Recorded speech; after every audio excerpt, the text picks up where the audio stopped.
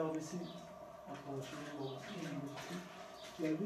Kapılar herhalde açılmadığı için bir anda işte zaten çıkarınca hepsi vefat etmiş. Vefat etmiş. Evet. Burada da ölürlü olduğu için uzakta erbapta gidip çalışamıyor. Eğer karşına gir. Emrah abi. Bunu da çeksen çocuk olur. Tabii. Büyük ineği vardı burada çıktı ama gene de masraf olarak bu evleri yeni yapmıştı. Yani yeni üstü hepsi gene çökmüş. Bir sene önce burası yandı değil mi? Bir 2 sene falan vardı. Vatandaşlar gene hepsini şey yaptı. O da yardım etti. Onun gene bu ahire burası hayvan kaldığı için orada bu yine tezek vardı. Tezek okusa ben de bir arkadaş şey yaptı. Tamam. Çok söylenecek hiçbir şey yok yani. Evinin etrafını da tel çevirmiş. Kızı biraz rahatsız. Maksat kanala girmemek için. Onu da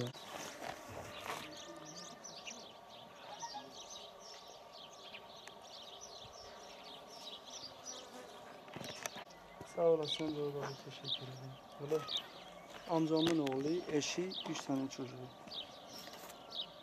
Vallahi 5 kişiye sabah ya artık 3 ile 6 arası tam bilmiyoruz.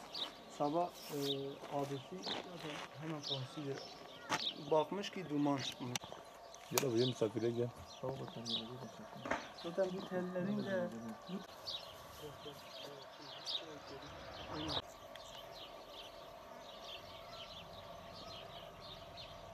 fotoğrafını gönderdim. Çekelim. Acilen hemen.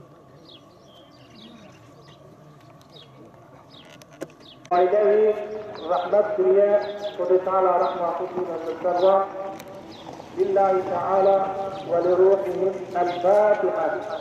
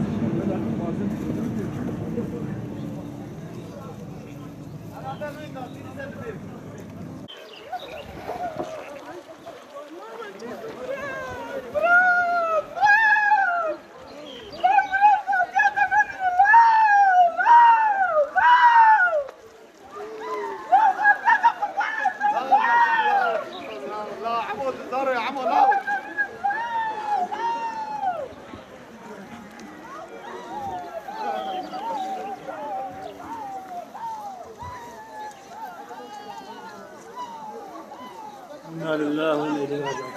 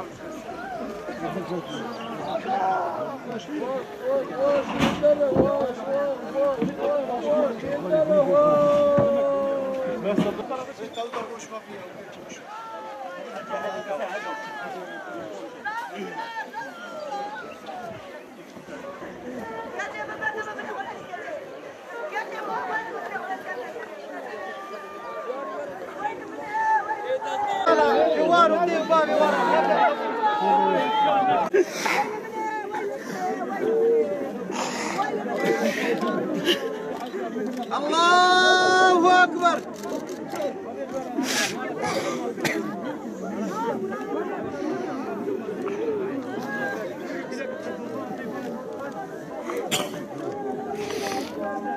الله أكبر.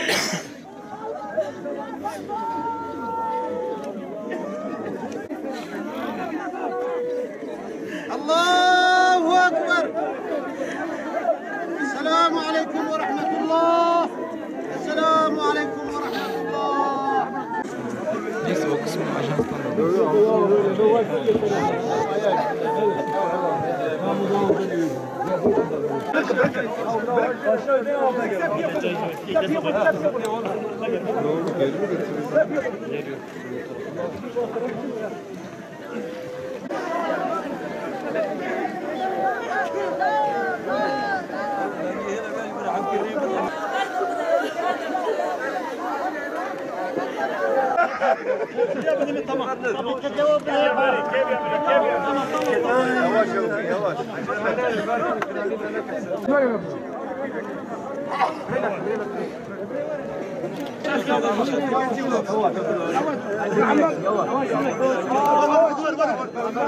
Aşağı şuna.